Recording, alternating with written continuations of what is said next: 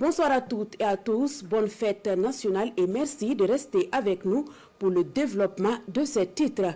Le Burkina Faso indépendant célèbre ce mardi 5 août 2025 ses 65 ans. Une indépendance proclamée le 5 août 1960 par Maurice Yamuego. Ce fut l'aboutissement d'un processus de décolonisation démarré au lendemain de la Seconde Guerre mondiale et marqué par la reconstitution de la colonie de Haute-Volta en 1947.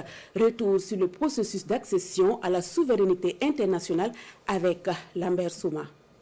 En 1947, la colonie de Haute-Volta est reconstituée dans ses frontières après avoir été dissoute en 1932 pour des raisons administratives. Ce retour marque le début d'une nouvelle ère politique. Dès 1948, la Haute-Volta participe aux élections dans le cadre de l'Union française, élisant ses conseillers généraux et ses députés à l'Assemblée nationale française. Des figures comme Gérard Kango Ouédraogo, Joseph Konombo, Nazi Boni, Henri Guissou et Mamadou Ouédraogo émergent. Ces leaders jouent un rôle crucial dans la structuration du nationalisme voltaïque. Le mouvement s'accélère en 1956 avec le vote de la loi cadre de fer. Cette réforme permet aux territoires africains de disposer d'un conseil de gouvernement élu amorçant une forme d'autonomie politique. La Haute-Volta forme son premier conseil en 1957 dirigé par Daniel Ouézin Coulibaly. Mais après une crise politique et le décès de Coulibaly en 1958,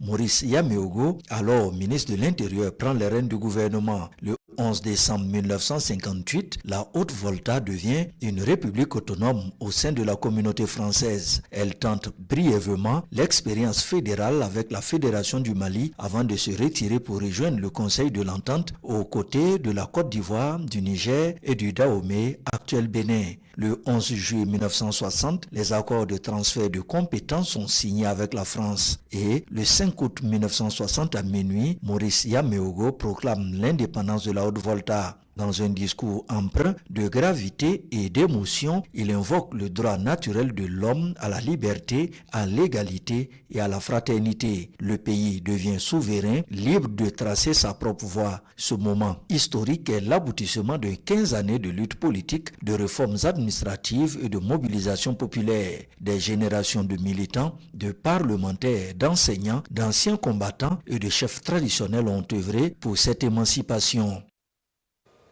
Le centre hospitalier